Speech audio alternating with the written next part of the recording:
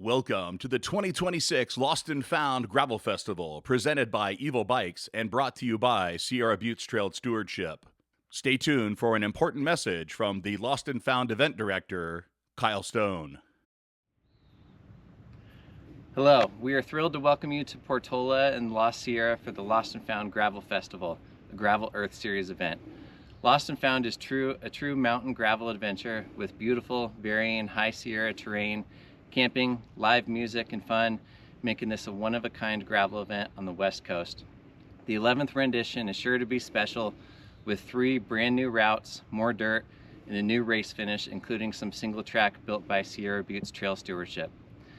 Now, before we get into some nuts and bolts of the event, I want to say that all race communications will come through the email address that you use to register through Bike Reg. You will get a rider guide sent to that email address the week of the event. We'll also post that rider guide to our website. And that rider guide will have all of this content plus any other potential additional information you need to have a good time at the event. So make sure you reference that rider guide. We're going to start with some timetable and start procedures. We're going to have packet pickup 3 to 7 p.m. on Friday, June 12th, and then 6 to 7:15 a.m. on race day, June 13th. Our starts for the race are 7:30 a.m. full bowl pro men, 7:45 a.m. full bowl pro women, an 8 a.m. mass start for all other full bowl riders, and a 9 a.m. mass start for the mid-moo and half-calf racers. We need all categories to stage at least 15 minutes prior to start time to get instructions for the ride. We're going to have a neutral rollout start on Highway 70 led by our good partners at California Highway Patrol. And during this rollout, all riders need to stay right and not cross the center divider on Highway 70. Surface composition. Let's talk about the routes a little bit. Full bowl is 99 miles, 84% dirt, and about 6,000 feet of gain. Mid-moo is 58 miles, 70% dirt, and about 3,500 feet of gain. And the half-calf is 40 miles, 60% dirt, and about 2,850 feet of gain. With our new routes, we've been able to incorporate a lot more dirt, which we're really excited about. The courses are going to have differing terrain from smooth gravel to chunky sections with some rocks, water crossings, and ruts. This is a true Lost Sierra gravel race. Compared to last year's course, these courses are more relatively friendly. They're going to be a little faster with less rowdy terrain, yet it will remain a formidable challenge. We recommend at least 45 millimeter tires. 50s are great. And as of now, we're a month away from race day. Course conditions are spectacular. The snow has melted out and everything is running great. Now, course splits and convergences.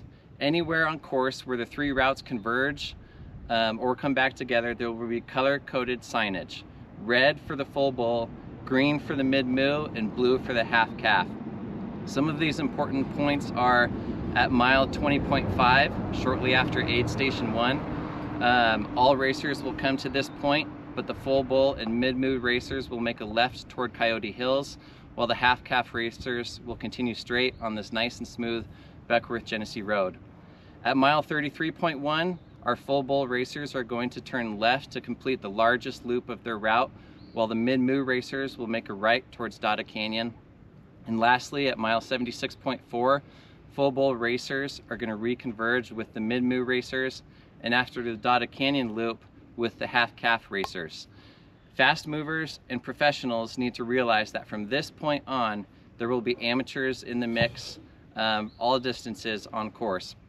Please remain respectful when passing, and amateurs, please be aware of that pro race as well. Allow them to pass effortlessly, if at all possible, especially on the single track before hitting Lake Davis Road. We're going to have aid stations at miles 20, 42, 62, 77, and 89 for our full bowl racers. All of these aid stations are going to be well stocked with water, electrolytes, goo product, snack items, and some really fantastic treats from our great sponsors. Mid-moo racers are going to have 3 aid stations at miles 20, 36, and 47, and half-calf racers are going to have 2 aid stations at miles 20 and 29. We will have cutoffs on course to help the flow of race traffic move along appropriately. These cutoffs are also really important to help our volunteers who are working tirelessly to make a special day for our racers not be stuck out on course longer than they need to be. We'll have a moto team on course assisting with issues as they arise, and a designated moto enforcing these cutoffs. It's imperative that all racers listen to instructions from the moto team. We'll also have SAG bands on course with the ability to transport racers who have mechanicals or injuries and are not able to finish. The cutoff times will be as follows. At Aid Station 2, we'll have a 12:30 cutoff for full bowl racers. At Aid Station 4, we'll have a 2 p.m. cutoff for mid-moo racers and 3:45 p.m. cutoff for full bowl racers. And at Aid Station 5, a 1:30 p.m. cutoff for half calf racers, 3:30 for mid-moo, and 5 p.m. for full bowl racers. Now let's get into some professional rules in accordance with the Gravel Earth Series regulations. Pro men may only draft off of pro men. Pro women may only draft off of pro women. Drafting across genders and categories is prohibited. So if we have any fast-moving full bowl male riders in the age group that catch our pro ladies are not allowed to draft off of those men. Also, drafting behind event motos is prohibited. There is no external assistance allowed on the course. All of our aid stations will be well stocked with water, electrolytes, goo products, fruit, and other snacks to support riders' needs. This ensures that our course remains as safe as possible. So again, no external assistance on the course. Now let's talk about the new finish to our race this year. We're really excited about this new finish. In past years, racers have gone into the town of Beckworth and faced a dreaded headwind back to Portola. This year, the race is going to finish with a formidable final climb over Crocker Mountain, which could be a race-deciding climb in the pro race, followed by a few miles of flowy single track on the south end of Lake Davis. After the single track, racers are going to head south on Lake Davis Road, all paved back down to Portola. And on the north end of Portola by the elementary school, racers will make a final left-hand turn onto Joy Way for a final sprint finish at Baldwin Park. After the finish, this is a really important point, after the finish, all racers will be on their own to get back to City Park for the festivities, including the post-race meal, awards, music, expo, and more. There will be signage and directionals for easy navigation back to City Park, and it's imperative that all riders follow the rules of the road when riding back to City Park, especially when crossing Highway 70 at the stoplight. Please use the designated crosswalk and only proceed through the intersection when prompted by the crossing signal. Other general rules: this is an open course, meaning that none of these roads are closed. So riders must always remain on the right-hand side of the road. Be prepared to encounter anything you would on any other day: ATVs, motorcycles, animals, and more on the race course.